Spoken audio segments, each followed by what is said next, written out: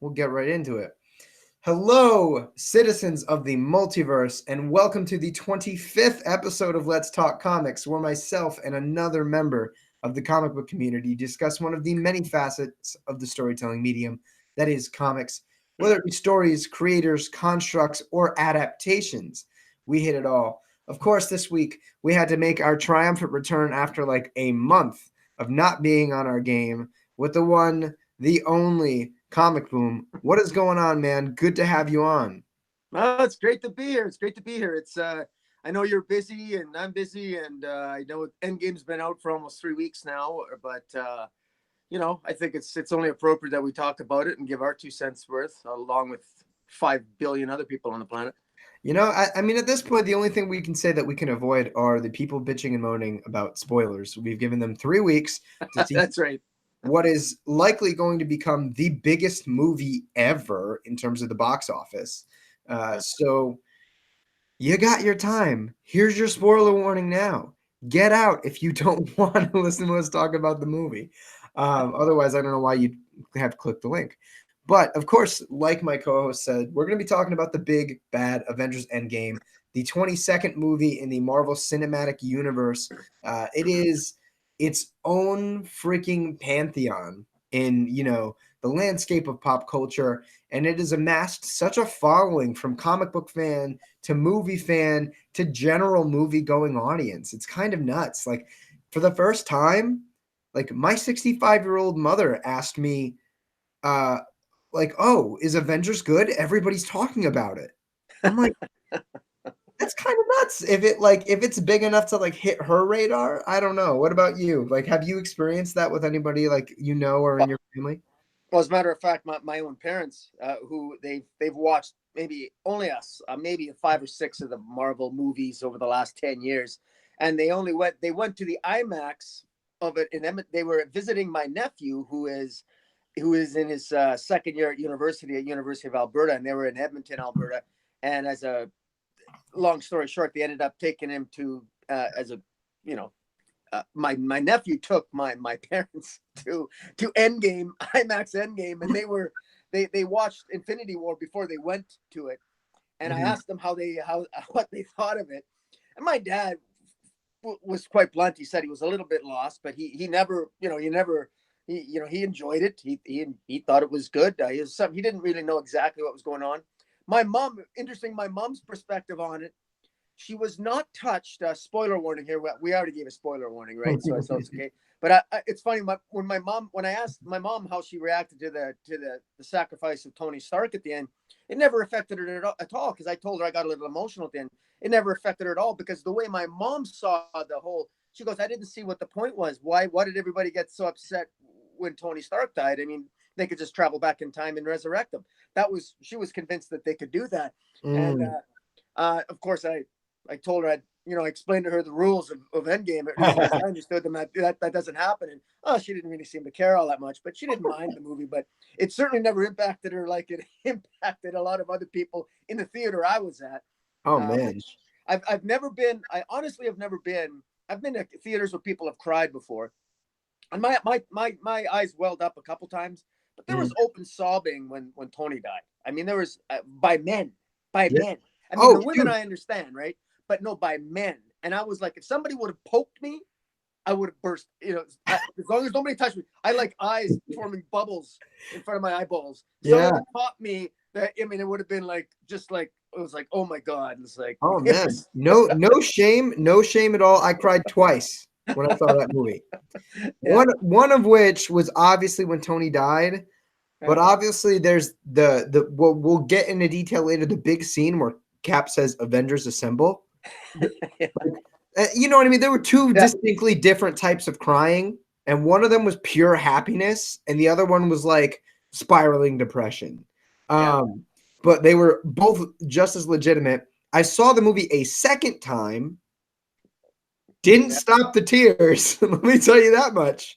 I knew exactly what was coming. Still bawled my eyes out. Grown man in the middle of a theater. Luckily, both times the people I went with also cried, so I felt way less bad. So I guess crying was more the norm than not crying in that movie. Well, I also saw it twice myself. Let me ask you this: Did your because my impressions of the movie changed from my first to second screening. Did your impression change from your first to second screening? And what changed, if anything? Yeah, yeah, it definitely changed. I think I got over a lot of the smaller problems the second time I saw it. I liked it better the second time. Frankly, when I watched the movie the first time, I think like Endgame was like in my top 5 MCU movies, but I it was difficult placing it. Frankly, after seeing it the second time, it's a contender for number 1.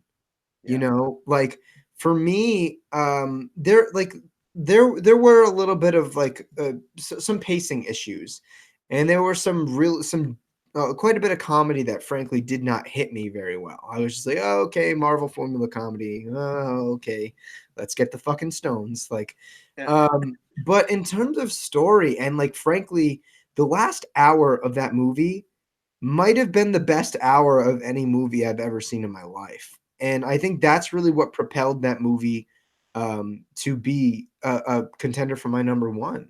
It's really that I don't think I've ever felt that range and intensity of emotion in a film ever, especially not for an entire like act of a movie. The entire third act of that movie had me going crazy. yeah, yeah. No, for the most part, I loved it. I quite enjoyed it. I actually had my initial viewing. I straight up I thought, and I still feel, and I've watched a lot of YouTube videos and I've listened to other people's perspective on this, and I understand the counterpoints to what I'm about to say, but I still say that Thor, I didn't buy it. It didn't work for me. I thought that was an insult to the character of Thor. They played him too much like the fool, and I think he stayed the fool till the end, Mm. and didn't quite work for me. It was okay. I mean, again, I enjoyed the fun of the third act, and that last hour was spectacular. And Thor, of course, was kick ass at the end. But Fat Thor, I thought it was. I didn't buy it. I mean, he's lived for 1,000 years. He's not going to get fat in the span of 5 years because he's depressed. I didn't buy that. Uh, Now, again, it's a minor nitpick. It really is. The other thing that I felt that, I know I might be in the minority on this, but was Professor Hulk. I I it that's not Hulk to me. I get it. I know he's the professor in comic books, and they needed a Professor Hulk. Otherwise, they who would have. It was essential for the plot. So in that sense, it almost felt like they needed. It was felt a little forced. Who would have snapped everyone back if if Hulk wasn't a professor, right? I Right. mean, so it was almost like they forced themselves into that, and it just felt a little bit maybe convenient. I'm nitpicking here. This is a Yeah. nitpick because I mean, there's 1,000 ways they could have went with this plot line, but overall, really, this is my second favorite. I like Infinity War better because I thought Infinity War was paced better, Mm. and exactly like you said, I thought it dragged a little bit in the first 2 hours. And there's one other thing I'll mention, but I'll give details later because I want you to tell me your perspective. Is I have I don't think how they obtained the Soul Stone was appropriate, and I don't think it should have worked. Yeah, That didn't fly with me. I think like my biggest complaints are honestly two of the things that you brought up, and it was the Fat Thor and the way they handled Professor Hulk. It really felt kind of hokey. Both of those situations felt really hokey to me. Mhm. The I saw what they were going for with the depressed Thor and how depression can be overwhelming even to the best of us, but it didn't feel earned. Yeah, I think I agree with you in that sentiment 100%. It was like, okay, cool, like it's it was one of those moments where like just because you're telling me and you're showing me he's depressed doesn't mean you've earned it, really. Yeah, Um, it yeah, I'm with you on that. In terms of Professor Hulk, yeah, it was kind of hokey. Some at times, like a lot of the Professor Hulk comedy when they're like zipping Ant-Man in and out of the time machine and he's aging, and then like him making the jokes and the dabbing and like the Fortnite stuff. Like for me, honestly, most of my issues were the comedy. It was a lot of the comedy that just didn't. Again, nitpicking. yeah, Um, the comedy did not hit me right. It was very formulaic Marvel getting down to like its reserves. It's like we've been doing this for 10 years now. Um, Yeah. if you're going to do comedy, you're going to need to lean more one direction than another instead of trying to keep it so neutral. Um, you know, I I I, I I think. think Sorry, go ahead. no, I was thinking one of the things that I liked that this movie did, I loved all the time that we spent with Hawkeye. I really enjoyed that because I agree. I haven't given a shit about Hawkeye throughout all 22 of these movies up until now. And now his character had so much emotional weight. And at first, I didn't know how to feel about the scene with him in Japan as Ronin. Um, but I actually loved it the second time. I was like, oh, like this is very genre driven, very like Japanese, action blockbuster kind of feel to this scene. And then you get the emotional like moment where he realizes that he's kind of defamed his own honor by killing in his family's name and all that. I actually really enjoyed Clint Barton Hawkeye in this movie because I feel like it's something that we really haven't seen up until now. So Yeah. that was a very welcome change for me. Yeah. I agree with you on Hawkeye that he was. Uh, I like what they did to him. However, because he got so dark, I think they should have continued the darkness. And this, his relationship with Black Widow, and I'm gonna. No one. I've not come across anyone who has made this complaint that I have, and it's not. Again, it's another nitpick, but Mhm. I don't believe that Hawkeye did anything to deserve the Soul Stone. And I think they broke the rules. Thanos sacrificed what he loved. He sacrificed Gamora. But Hawkeye sacrificed nothing. Black Widow committed suicide. What did Hawkeye sacrifice? He I sacrificed nothing. He never gave up what he loves. She said, "Let me go." She forced herself. She killed herself. And you can't sacrifice your own life and get the soul stone. You're dead. So her sacrifice, he should not have gotten the soul stone. He see she that was that's my view. To me, I don't know how he could have acquired the soul stone. Like in other words, you and I, or let's say you and your best friend that you love your best friend. You walk up on top of the mountaintop, and your friend commits suicide. Are you going to end up with the soul stone? well. See, Like it just makes it. I didn't buy it for a second. I didn't I buy it. I thought about that too, and I think I like came up with something that may very well just be bullshit headcanon. But in my mind, she died and maybe temporarily had the soul stone and like gave it to Clint. Like she used the power of the soul stone to give it to Clint. Like she sacrificed herself. She won the soul stone from, whatever the fuck decides, who Yeah. gets the soul stone on Boromir. Um, in my head, yeah, she had sacrificed herself, and maybe like at the moment of sacrifice, she decided what happened with the stone, and she was just like, Clint. But yeah, that I think it's a very valid complaint. I mean, So it's weird. It kind of doesn't add up. And again, here's. my Uh, only excuse, like I'm not willing to die on that mountain. It's very much just me and my headcanon trying to make an excuse. mhm. I think a braver choice, and I know this is really out there, but I don't think it's that out there. I think they should have made Hawkeye go full Ronin and have Hawkeye have him and Black Widow get to the mountaintop, realize what the price they have to pay, realize that neither one of them is willing to to do. Neither one of them is willing to sacrifice the other, and realize that you've got to give up something that which you love, and realize that it's really not each other because they're just friends. But basically, Ronan deciding that, well, you know what, I'm going to kill you, and he kills her and dumps her off, and then she dies. He gets the soul stone. He goes back. He's in a fit of depression. They think he's all depressed because she lost her life. He doesn't tell him that he actually sacrificed her in the same manner that Thanos sacrificed Gamora. And then Hawkeye dies at the end of the movie, sacrificing himself. Yeah, I mean, it would have been good. I just feel like for Marvel's tonality, I don't think it would have worked because the entire movie was about the Avengers coming back together through, all the adversity that they've been Yeah. facing. I very much actually like the way you spun that portion of the narrative over what actually happened. I think that would have been more interesting. but it's just because of the audience, that they're trying to appeal to. Yeah. I see why they didn't. Um, but obviously there was so much that goes into this movie, and I think one of the biggest things to discuss is obviously how it puts a bookend to the Infinity Saga. All 22 of these movies, for the most part, again, there's probably a couple pins in this statement here and there, have contributed to this big overarching narrative. So for you, do you feel like Avengers Endgame puts a solid bookend to the Infinity Saga?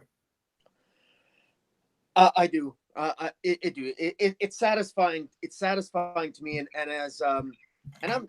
It's satisfying from me purely from as a comic book lover, as a someone who loves comic books and who's read his fair share of crises and major big events.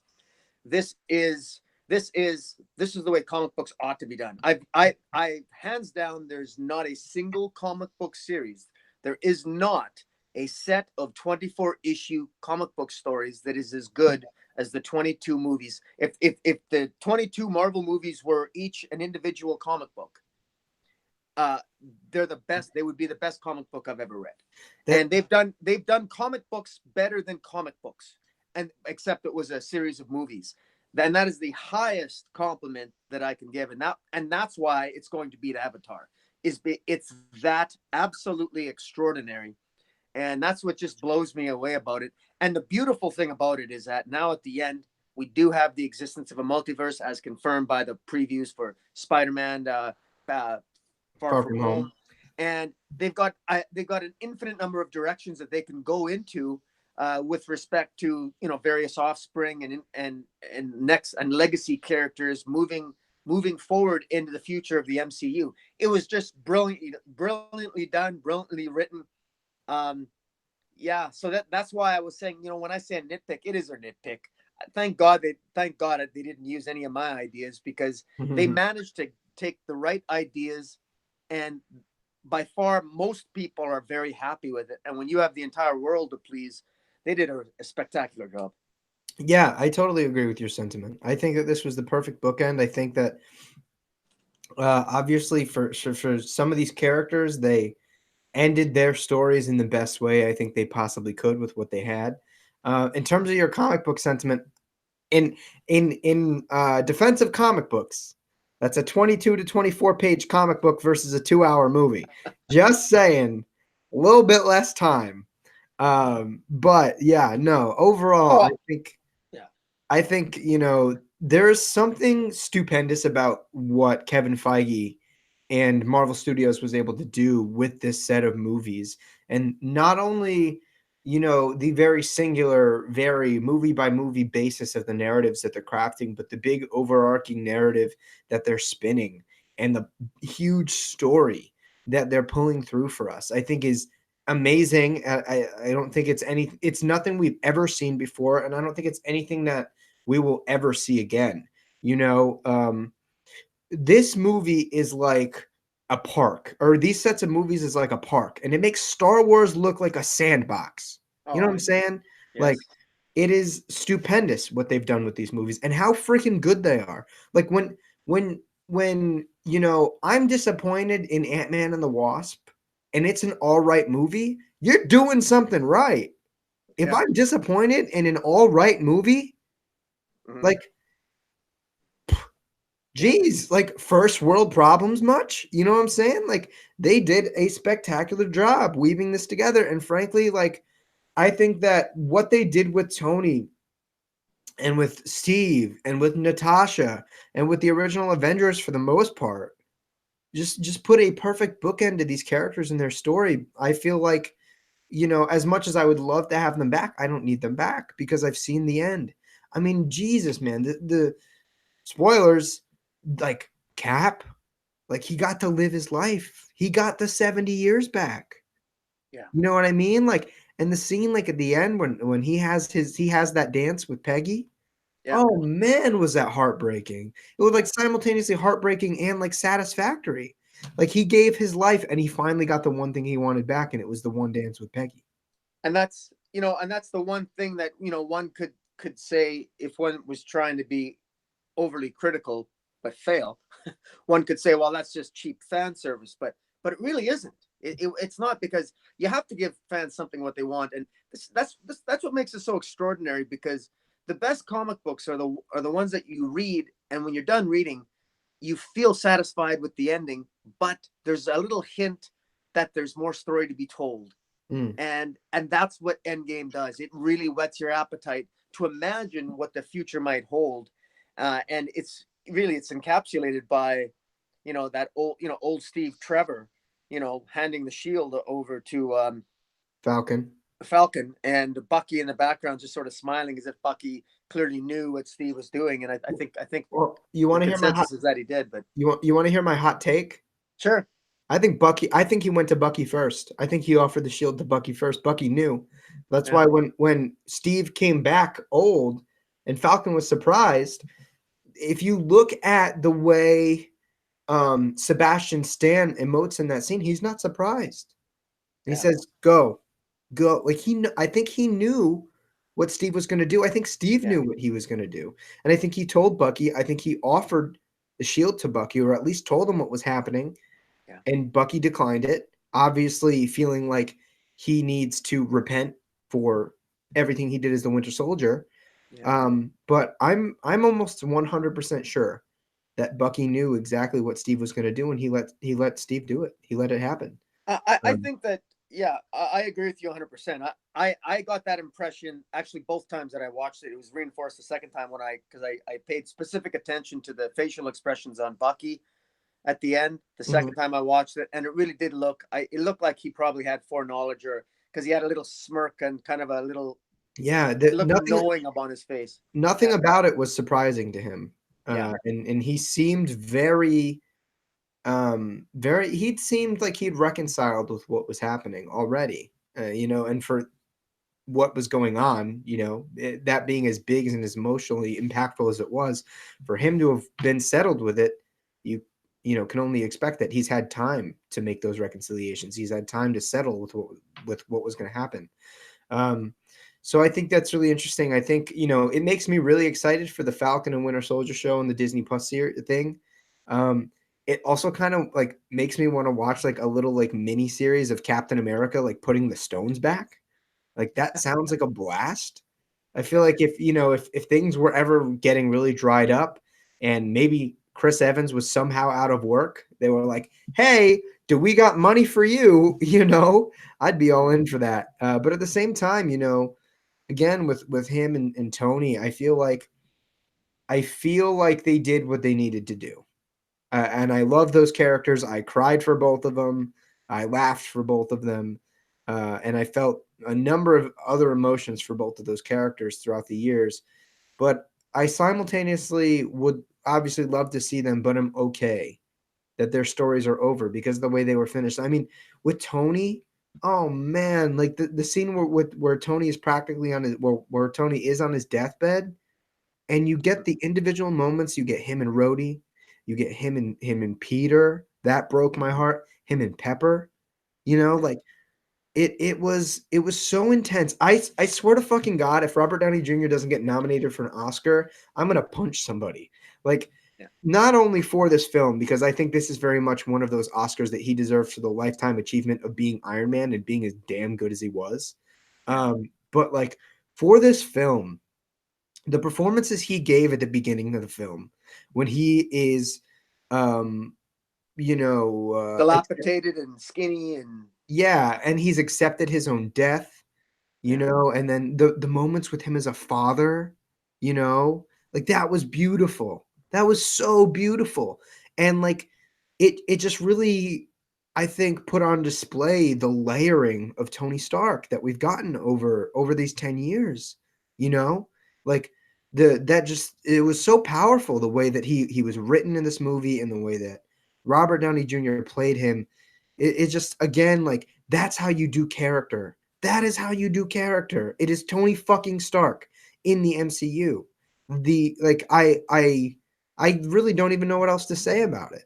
It was so tremendously good. Again, if RDJ doesn't get a nomination, I'm gonna go punch every single person in the Academy like as hard as I can. Well, in the face. and you get more of an appreciation of how good an actor he is, and not to take anything away from the other actors as well, but especially now if you're on YouTube now, there's multiple deleted scenes on YouTube that take place that are showing Infinity War and some scenes for Endgame with the when they're filming it all with the green screen with the dots on their body. I mean, everything was added post production, and they still have to act that way. So basically, people forget that these actors have to pretend what is around them because it's not actually there. It's put in by special effects. So Right. so you're literally in a green screen behind you, and you got to pretend to be sad and pretend to be emotional, and he pulls it off. And the other thing about Robert Downey Jr. is that according to the Russo brothers, they filmed that scene when he snapped his fingers and said, "I am Iron Man."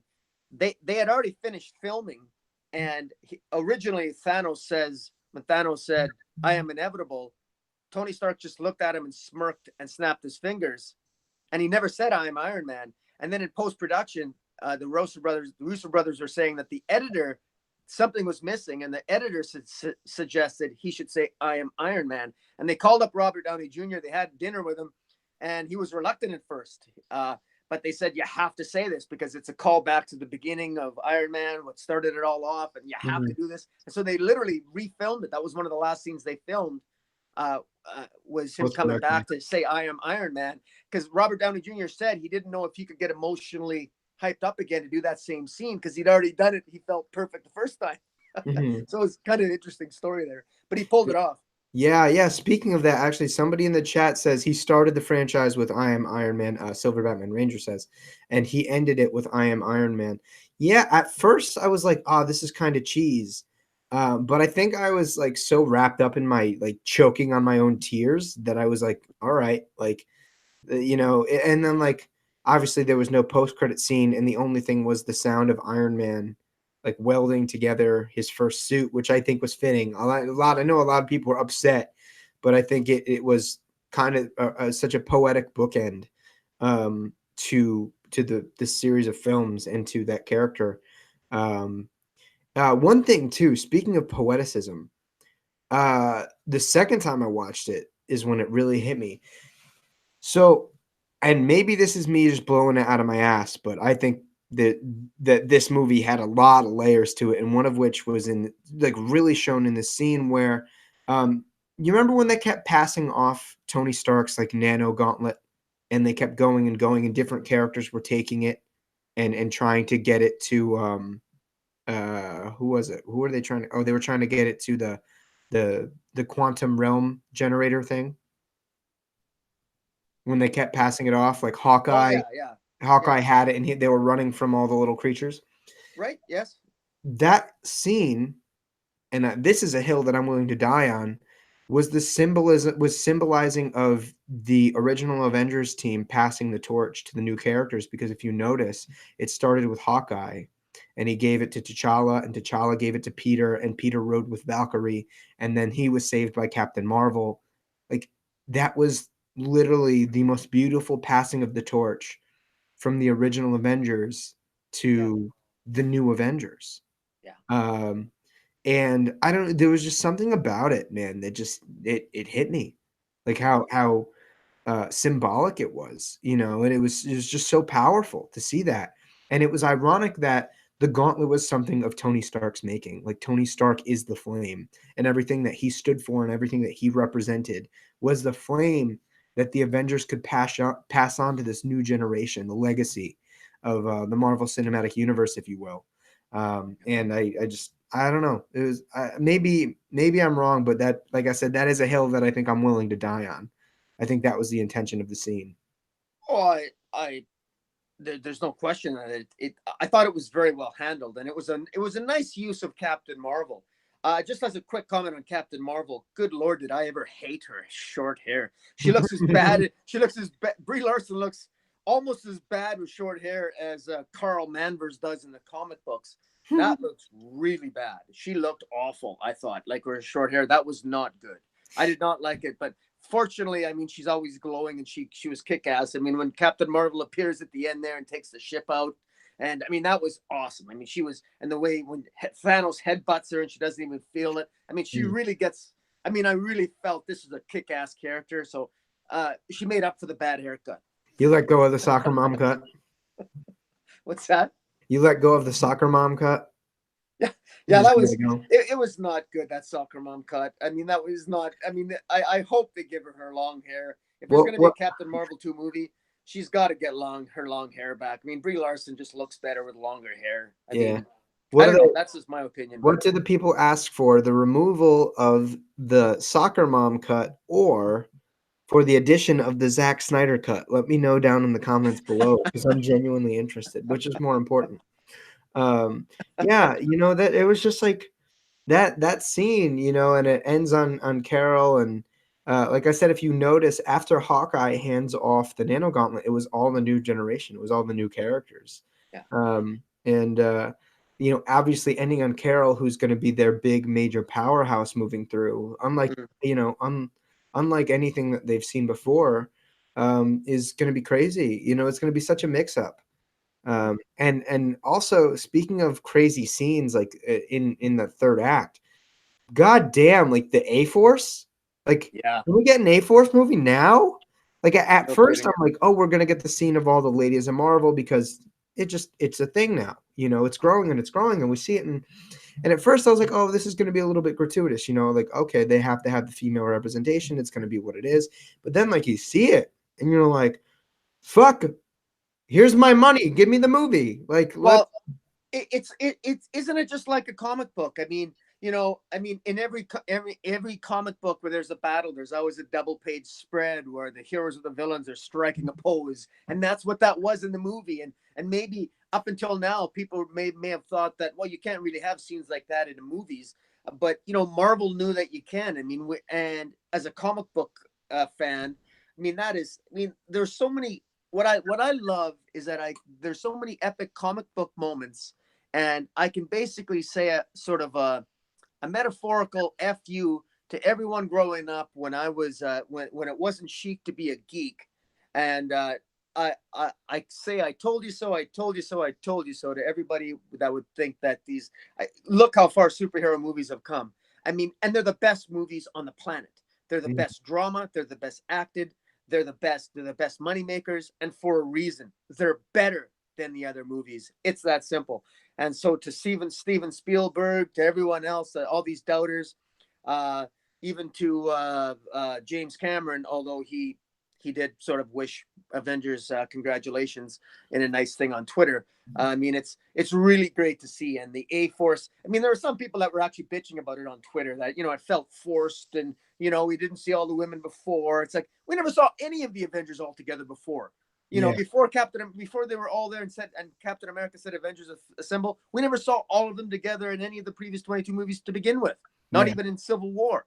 I mean, yeah. the whole thing was one massive battle scene, and man, I mean, it was just epic. I mean, when Captain America's sitting there, and you know his earmuff is, you know, his mic in his ear is a little muffled, and then you hear T'Challa's words, you know, to your right, and then Oh, all of a oh, sudden yeah, it was it Sam. opens. It was Sam. He was like on your left. Sam, right on your left. Can Thank you. we right before we get into that, where the Avengers pop out, can we talk about that shot where it's just Captain America and his half-beaten shield and Mjolnir facing down Thanos' entire army by himself? Can we talk about that single fucking shot and how beautiful that was? It was, yes. Like, Well, absolutely. I mean, you can, as I'm sure you know, because you and I collect comics, but that's a perfect representation, a better representation of Infinity Gauntlet, the classic series. There's a dude, scene where, you know, that was a double-edged spread in IMAX. Like it yeah, was so good, and like the representation of a half-beaten Captain America fighting on his own merits and his fortitude against an army by himself. Like, come on. Like yeah. if that wasn't the perfect shot for Captain America in the history of all of the Marvel movies, I don't know what the hell is. And we get confirmation that when Captain America, when Steve Rogers pretended when he tried to lift up Mjolnir in Age of Ultron, he really was he really could lift it. He just pretended that he couldn't, just because he clearly didn't want to hurt Thor's feelings. Yeah. Yeah, no. I mean, that was like, dude, that scene when that happened, I was like, it was funny. So when the three of them came out onto the battlefield, it was the Trinity. And when Thor gets both hammers, the first time I saw it, I couldn't hold myself. I screamed out. I was like, Cap's going to pick up the hammer. And then right when he does and it starts lifting, another guy across the theater screams, holy shit, that guy was right. like I was so ready for it. I was so ready. Like as soon as he pulls both Mjolnir and Stormbreaker, I was like, Cap's gonna pick up Mjolnir. Like he's gonna do it. There's no question. Yeah. And oh man, like I said, the last hour of that movie was so nuts good. Like, oh my God. I think, like I said, like I might have said I cried twice, but like I think those two times were because I was crying for like a straight hour. You know what I'm saying? Like the last hour of that movie was so good that I was like, I like would go directly from like happy crying to sad crying, like back to happy crying, then to like sentimental crying. It was like all in one straight shot, you know? Yeah. Like that movie was tremendous. Like I said, I don't think I've ever seen a better like straight hour of movie than the last act of Avengers Endgame. It was ridiculous. It was so good. Both as a comic book fan, as a movie fan, as somebody who's been watching this. Dude, I was 11 when these movies started coming out. I grew up watching these movies, you know? Like I'm now 22, legally able to drink. I own my own house. When this started, I wasn't even I was like maybe in middle school, you Yeah. know? Yeah. Like, so like to see the way that they put a bookend to all of this was just perfect. Well, It was, when you and I were talking before your live stream about, we were talking about Game of Thrones episode 5, and we're not going to talk about it now, but I'd mentioned that one of the criticisms perhaps of the latest season of Game of Thrones is that it's perhaps put the spectacle above the character. It's put the universe above the character. And one of the things that works so well in Avengers Endgame is that as spectacular and as great as the spectacle of Endgame was, and Infinity War for that matter, the characterization comes first. It's the first 2 hours of character buildup. It's the time that they took to get you familiar with the characters. So when the spectacle arrives, you have enough prep. You're emotionally invested in the spectacle, as opposed to arguably Game of Thrones, where perhaps there isn't as much character development before you hit the spectacle. What they did so spectacularly over those 22 movies is that there's emotional payoff, because there's enough. You've lived the lives. You grew up with these characters, like you said, since you were 11. It's hard not to feel that you know these characters, that you don't know them. I mean, and it's hard not to feel for Black Widow or feel for Tony Stark. And when Pepper says to him, Tony, we're okay, we're gonna be okay, something to that effect. I mean, you feel that because it is the end of an era. It's literally the end of an era, and it's a harbinger of a new era to come. And it's going to be interesting to see how exactly that new era will look like. Oh, absolutely. And the thing is, the Marvel Universe paid such particular attention to developing, I think, the biggest aspects of storytelling individually so that they could pay off together. We had a great plot. We had individual, if you were to see each movie as individual threading that all came back and interwoven in the main plot. We had a world and a story that was built around that, that we could live in and breathe in, but also kind of get to experience our biggest fantasies and the the biggest wish fulfillment. We got to experience these characters that are so deeply human, but at the same time bigger and crazier and godlike, than anything we've ever seen. And it all comes together. It all came together beautifully. And I can't be any more thankful that they took 10 years to do it, that they took the time to do it.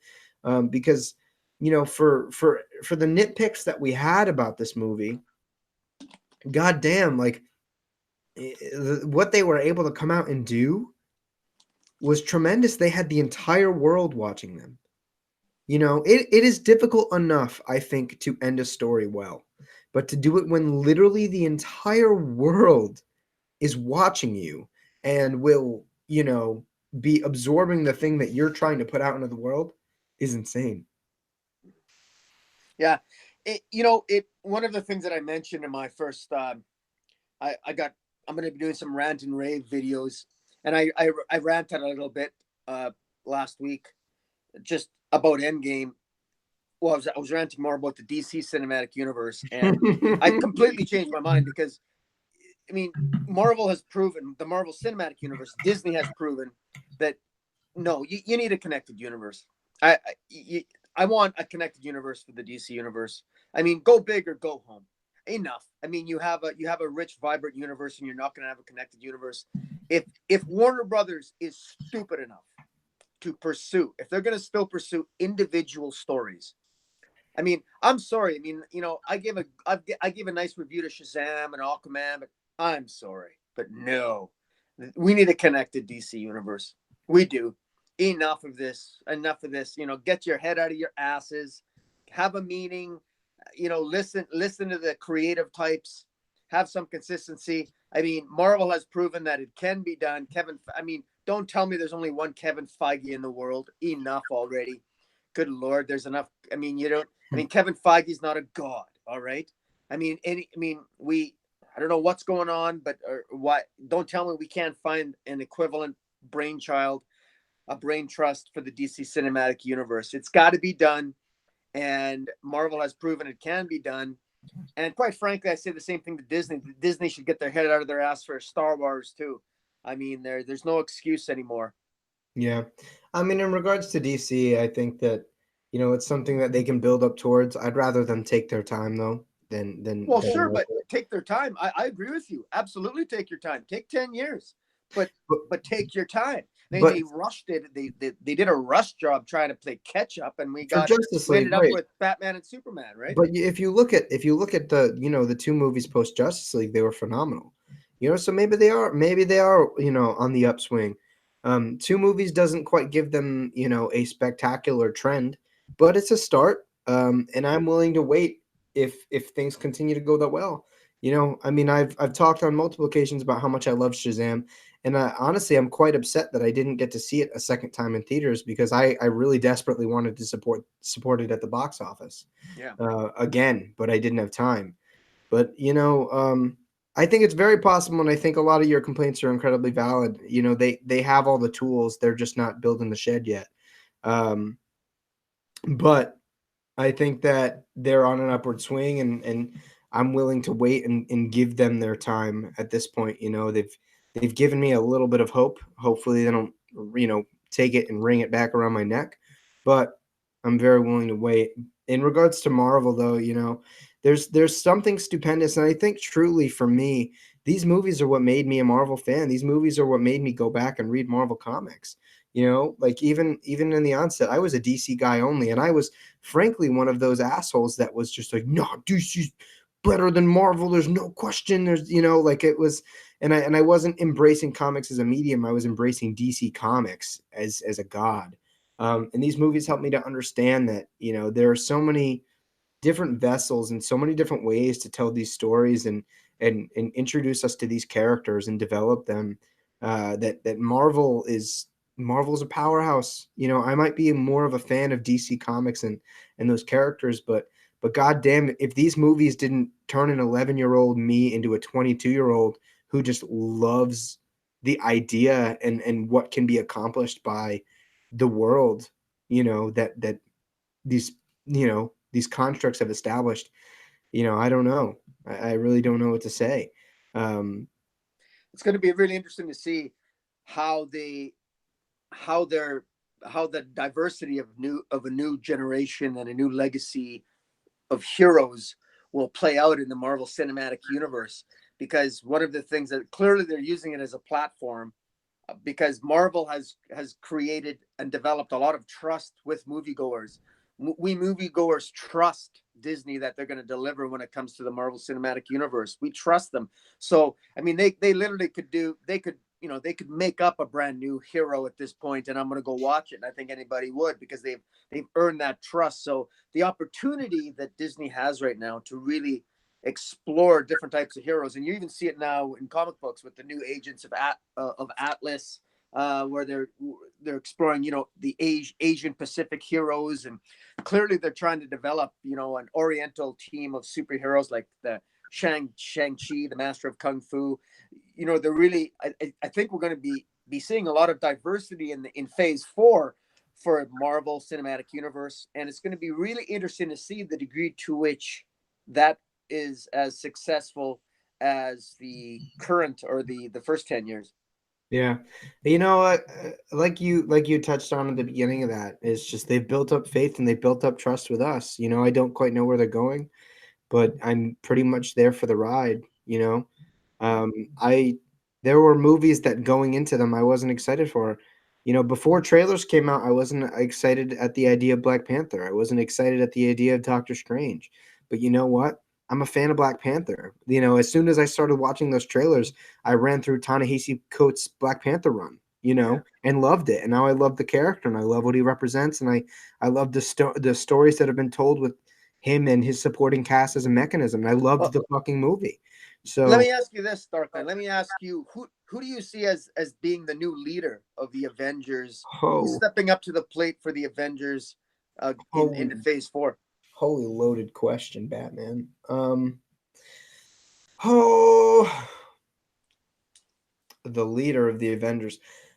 It's really tough because I think that in their own ways, both Tony and Steve were the leaders of the Avengers. They were two different sides of the coin. That's why I've never liked, the question as to who leads the Justice League between Batman and Superman. As much as I love those memes about like the Justice League just being Batman and his bitches, Yeah. um, I want to say that it's going to be. See, I don't want to say Carol because I don't think she has that level of commitment and investment to Earth and the Avengers alone. I think T'Challa is going to be too wrapped up in the politics and in just the nature of him being a king and having a country to look after. I think that eventually it might be Peter, it might be Spider-Man, but I don't think it's going to be anytime soon. Right. Um, but I think that they are going to kind of groom Peter into becoming the leader of the Avengers because he is so much a product of both Cap and Iron Man in many ways. Obviously, a little bit more overtly Iron Man, but does have and withhold a lot of qualities of Steve Rogers. So I think that it will eventually be Spider-Man. But I think in the interim, for now, I don't think there is going to be a clear leader of the Avengers. If it is, maybe it's Falcon because of his experience now. Um, Yeah. but you know, No, because I actually think that part of me is, and I'm just speculating. I've always personally liked an older Peter Parker in the comic books, and I was not a fan when they de-aged Peter Parker and made Tony Stark his mentor. I always thought that Peter Parker was as old as Tony Stark or older. That was how I always viewed Peter Parker. But clearly they went the right direction because clearly it's a great choice given where they're at in Marvel Cinematic Universe with Tony being his mentor. So they absolutely made the right choice. I really like the idea of Peter Parker growing and maturing over 10 years, over the yeah, next 10 years. I would love, because I've always maintained in the Marvel universe that I think the most tactically superior. I've always thought that the most tactically, to me, I always consider Spider-Man to be the Batman of the Marvel universe. hmm, Not Moon Knight, not no. I mean Spider-Man. Spider-Man has got more experience, in my view, than Captain America. He's got, because, in my view, because he was one of the first heroes. He came around the time as a Fantastic Four. By the time Captain America came out of ice, Spider-Man had already been Spider-Man for 3 or 4 years, at least in my timeline of the Marvel Universe. And I think Spider-Man, he plays well with others. He's good by himself. He's good on a team. He's got a sense of humor. He possesses a self-awareness and just a very healthy sense of self. yeah, And Well, I think that also him there, stepping up to the plate would be great. also there's his overwhelming attachment to humanity. You know, I don't think he'll ever lose that, and I think that's going to be one of the biggest, you know, aspects to a character in order to lead the Avengers. That's required at least. Brevin Campbell in the chat says he doesn't think that we'll have a main Avengers movie for a while. He thinks that we'll get a young Avengers, maybe a West Coast Avengers. I don't. I see. I think that we Possible. get. I think that we get a movie entitled "The New Avengers" before we get a Young Avengers or a West Coast Avengers. Um, I agree in the sense that I don't think it'll be a while. I think it's going to be a clean maybe three years until we Yeah. get another Avengers movie on the screen. Um, We but might, yeah, we might get a Thunderbolts too. We might get a villain. We I might mean, get some secret Avengers or something. yeah, I mean, you know, I still think we get a new Avengers movie. I think that you know, eventually they'll build up to Secret Wars. Maybe even I've seen this thing, so I don't know how much of this is going to follow through. But when Marvel Studios presented something to like the Disney shareholders, they had their slate of movies with titles, and they did have a title for the next Avengers movie, and it was Secret Invasion. Now I don't know if that was just a red herring, you know, because they knew that the details of the press briefing was going to be released. But that's a possibility. I mean, we've introduced Skrulls. We have an established universe. We have Avengers that are supposedly dead. That Skrulls could come back and, you know, what's the word I'm looking for? Um, Infiltrate. infiltrate as, you know, yeah. So it gives us a lot of options. You know, there are plenty of stories out there for us to play with. And you know what's really cool about it that I don't think I thought about until I had seen Avengers for the second time? Thanos could come back. We could get comic book Thanos now. He's dead. He's died. We could Yeah. get the tried and true comic book Thanos. He's experienced death. Yeah. So, Or even his son, Thane, right? Isn't it Thane, his son, or something? Thane, maybe. I think it's more likely that we see Thanos back, just because again, Yeah. we the Thanos that we got in the movies was something entirely different from comic book Yeah. Thanos, but they But now have enough setup to give us comic book Thanos. but I think the one of the rumors going around YouTube or whatever was Kang, because now that the multiverse, rumor has it now that the Snap maybe created a multiverse, and that Kang is a well-known time traveling villain in the Marvel universe, so it could be Kang as well, as Maybe. being a villain. I don't know. You know, I think there are a lot of different options, and the fact that, you know, technically Spider-Man's the end of phase 4. We got time. We got plenty of time to figure out what's going to be going on, and Sure. we've gotten so many different cameos and Easter eggs at the potential of what the Marvel universe could be going towards, that it's insane. You know, we'll see. There are so many different options that I don't even know how to speculate. One thing I did want to discuss, obviously, as we're getting to the close of this video, is discussing and speculating a little bit more about the future of the Marvel Universe, in that obviously Marvel now owns the X-Men again. They have the movie rights to the X-Men. They have the movie rights to the Fantastic Four. You know, it's not reasonable to say that we're going to be getting them in any major capacity anytime soon, just because of the time it takes to write, develop, and produce a movie. Um, but do you have any particular like directions that you think the Marvel Universe is going to be going towards with the Fantastic Four or the X-Men? Uh, honestly, not specifically. No, I do. I do. My concern is they've taken their big players off the playing field, and that's my biggest concern. I mean, imagine it. Imagine if it was. I imagine if it was the DC universe, and suddenly we have a future DC slate, and we can't use Superman, Batman, or Wonder Woman. It's like, what? I mean, we got Captain America, Iron Man, and Black Widow taken off the playing field. Now, in order to replace them, I mean, Black Widow. I mean, her history. There can be other Black Widows. I mean, she's technically a clone. I mean, Yeah, she's like a quasi double clone. seven type. Right. So I mean, they could technically, they might even do that for a movie, and technically Captain America might have a daughter because he did go back in time. So maybe him and Peggy had a daughter, and it could be we could still have the offspring. Uh, but I mean, I'm concerned because licensed properties still matter. Captain America is still going to be a bigger sell in the theaters than a different gender Captain America, or even a different ethnic Captain America. And I don't say that to be, I don't say that to be uh, prejudice or anything else. I have some concerns about this in terms of, is it going to be as, will people go out to the movie? And that's why I talked about the goodwill. I will certainly go see it because they've earned my trust. I'm absolutely, I think that would be awesome if Sam, with whatever Sam Wilson is Captain America, that would be fantastic with his costume and the shield and the wings. I think that Right. would be pretty epic. But they're not doing that with movies. They're going to make that a series with him and Bucky, Mhm. which is kind of, so they're not going to go that direction for the movies. And if you're not going to use your big ticket for the movies, well, where are you going to go with the movies? And I think the only other place you can go is either really go darker or with, like you said, the X-Men. So Mm. I have to admit, I'm kind of clued out a little bit. What do you think? See, I have two potentials for the X-Men. One of which is a direct result of Endgame, and one of them is not. And I think obviously, if you paid attention, Hulk had mentioned that the primary form of radiation that the Gauntlet and the Stones gave off was gamma, and so Right. maybe both of the snaps caused, mass gene mutation, and we get the mutants that way. However, my preferred method, and again, this has absolutely no grounding in anything we've seen. It's just me being a fanboy wanting to write the Marvel Universe. By the way, you can hire me. Um, in my ideal world, I think the mutants have existed since the beginning. I think uh,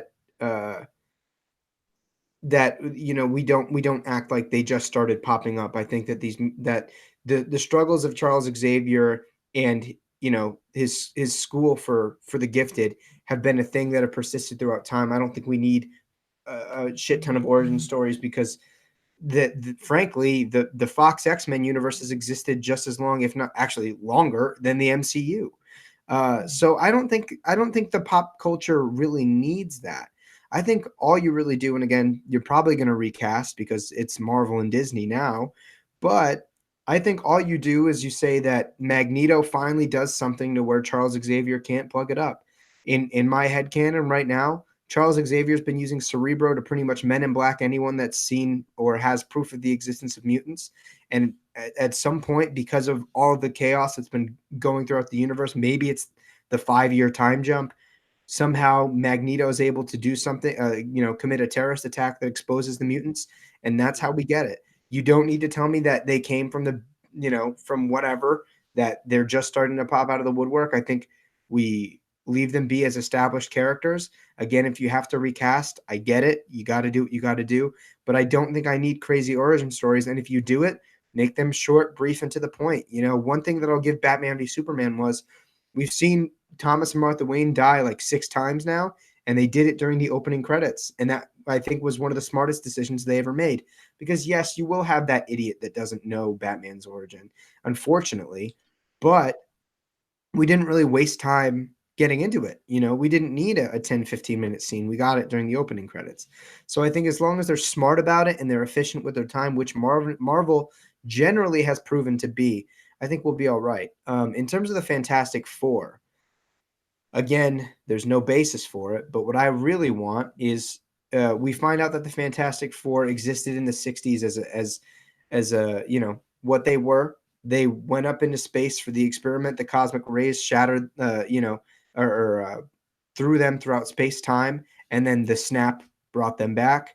They come out. They're a family lost in time. So you can kind of pull back that same narrative that you had going with early Captain America as the man lost throughout time, but it's a family, and you get to reinstill, old school American values into, the main pop culture using comics, or at least using comic book characters. So I think that would be a lot of fun. And I think it makes sense. Like I'm saying, the cosmic storm that gives them their powers thrusted them throughout space time, just like the quantum realm did. Maybe they were in the quantum realm for all we knew. Like what that did to Scott Lang. The snap Sure. generated enough radiation to pull them back through space time. Yeah, maybe there isn't it. Don't Isn't it the negative zone in Fantastic Four mythology? Something. Yeah, yeah, but I mean, at this point, we've already like allocated some sort of like symbiotic relationship between the quantum realm and time. So maybe you Yeah. can also tie in, you know, tie that in some regard. But regardless, even if they're not in the quantum realm or whatever, you literally could just pull the sci-fi card and just say that the massive amount of radiation emitted with all of the snapping, because it's happened how many times now? It's happened what, twice, three times actually. That much Yeah. radiation has to have some pretty big ramifications. Well, Unknown. it could also make the Hulk very angry. It could destroy Professor Hulk because the gamma effects on Bruce Banner. He could lose his intellect and become a raging immortal Hulk, which I think would be, imagine a horror called Immortal Hulk. I would love to see Al Ewing's Immortal Hulk on the screen. Oh, that'd be 'Cause- nuts. I think that the biggest issue with that is that Hulk's actually like tied up with Universal. They're like, he's like honestly one of the only characters that can't have his own solo film right now unless it's like I think distributed by Universal or whatever. I don't know the full the proper, whole legal, yeah, yeah, the full proper legal vernacular to use for that situation, but the Hulk ironically is one of the only characters that's still locked up in terms yeah. of solo movies. But there are so many different possibilities, and again, most of what I had said before admittedly has no grounding besides maybe the gamma radiation causing the X gene um to Manifest or manifest. whatever. Exactly, thank you. Yeah, so but that's about it. Mostly it's just me being a fanboy, and like I said, at this point, I have faith in what they're going to be doing moving forward. I'm excited. I'm sad to let go of the past, but it was Endgame just functioned as such a beautiful bookend for the characters and these stories, and we know that we have such a vibrant cast of characters moving forward that they will, in some regards, fill those gaps. And like I said, I'm excited. I'm genuinely excited to see what we're doing, and I'm kind of excited to have no idea. I feel like I'm flying by the seat of my pants, and I'm ready to go. Yeah. Yeah, and we're in new territory too, even in comic books, because with comic books, our characters remain forever young. They always bring back characters after they kill them off. Captain America never dies. Superman never dies. If they always come back, and that's just the way it is because it's a soap opera in comic books. But in the Marvel Cinematic Universe, they don't, or at least they're not going to come back quite the same, and they're going to be different people with different histories. And so that's one of the advantages, I think, of this cinematic universe is that you see more of the mortality of the characters. And so it's going to be interesting to see how they explore the ramifications in the cinematic universe because it's very different than the comic book one where heroes never die.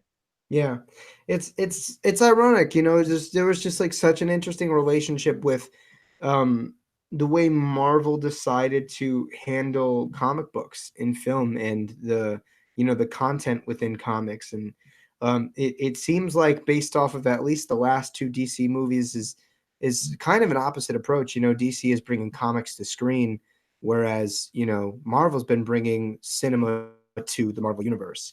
And frankly, I think that if DC keeps going with what they're doing and they continue to kind of catch their footing and moving in that direction, I think that the DC cinematic universe and the Marvel cinematic universe will be two distinctly different but great entities in and of themselves.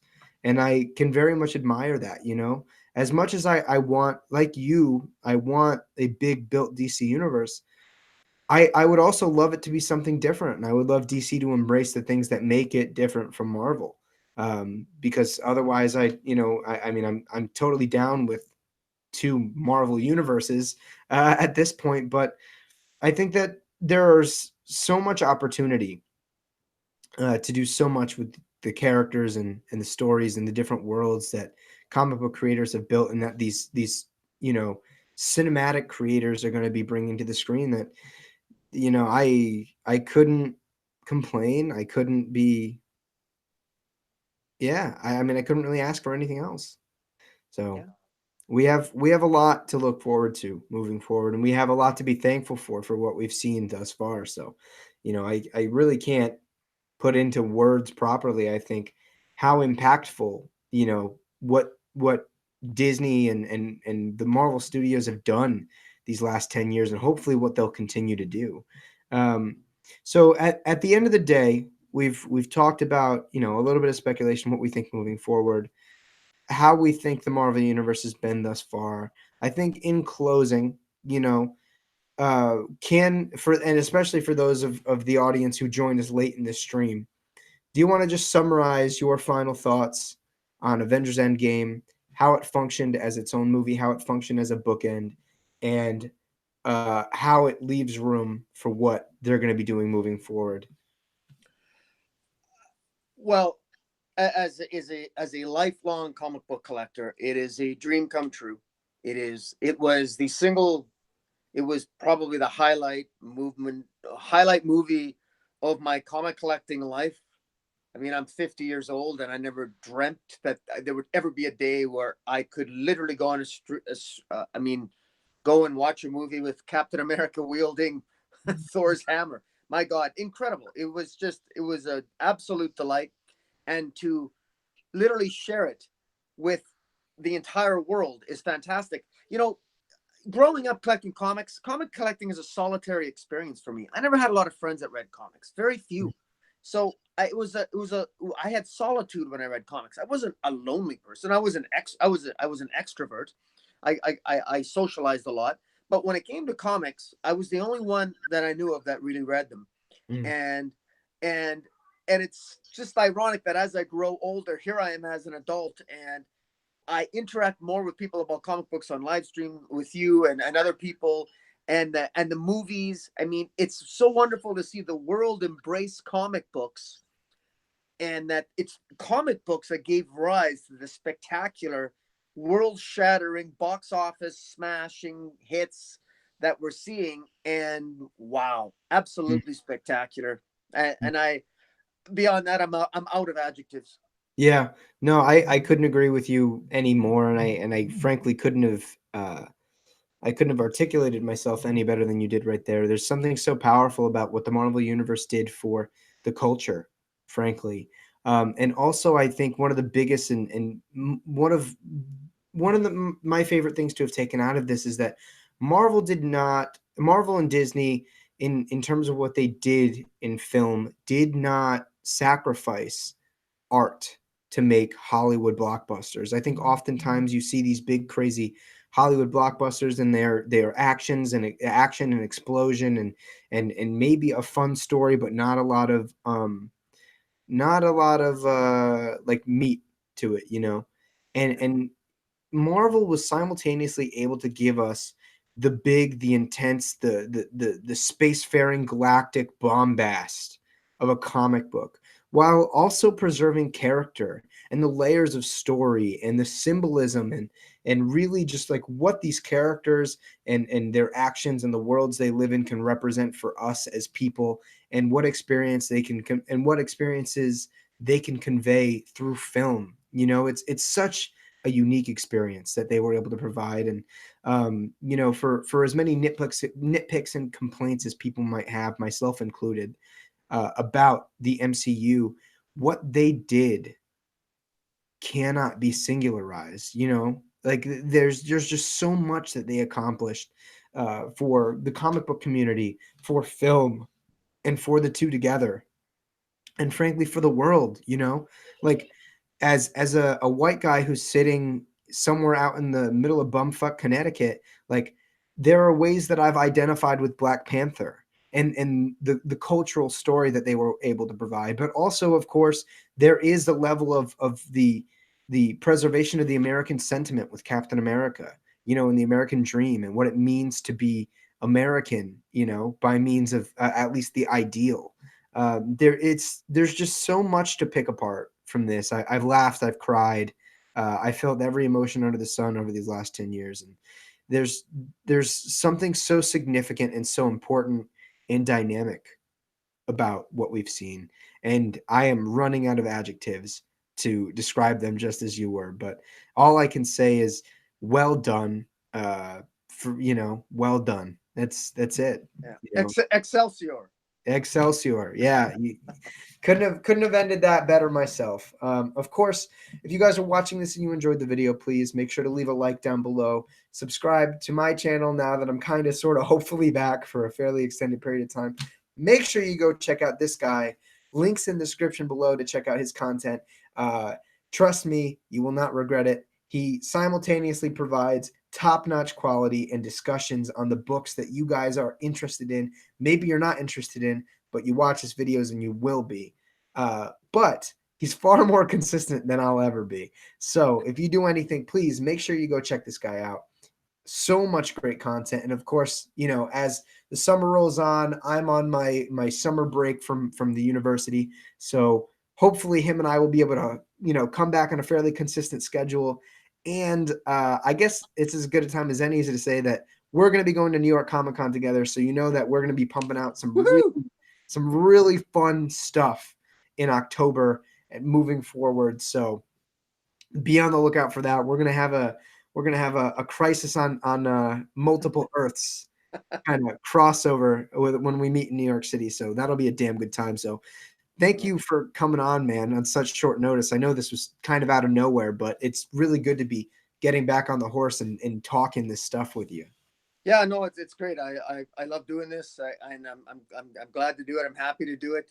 And yeah, I'm right in the middle of I'm still going through some old comic books and just bagging and boarding. I've had to bag and board about 1,000 comics in the last 2 weeks. It takes time to do it, like trying to find the time to do that. And yeah, so I might even put together a couple streams about a couple videos just showing off some of the old comics I got in my collection. And yeah, I love a messy comic book room, but it's an organized mess. It looks like a complete disaster, but I know every inch of floor, and I know exactly where every comic book is. Yeah, comic book nerds have an eye for that for sure. That's right. Yeah, that's awesome. And I know that you have some really crazy gems in your collection. So for those of you who are watching this now, make sure to go subscribe to him so that you're there for that. Because even in passing before and after streams, he showed me some really cool stuff. So that'll be a fun watch. But of course, thank you, again, man, for coming on. Thank you, Dark Knight. Thank you very much. Pleasure. And again, to everybody who's watching this live, who's watching this as a recording, thank you for joining us. Again, please stay with us, support both the channels. We'll be coming back with so much more for you guys in the way of geeky content. And of course, as a little spoiler, I have my first ever unboxing of this guy right here that'll be coming up on the channel very, very soon. God, I'm out of it. I've run the course of like my internal dictionary trying to talk about Avengers, so I'm like making shit up now. But so much more coming your way. This is going to be DarkKnightNation and ComicBoom signing out for tonight. Thank you guys for watching. See you later.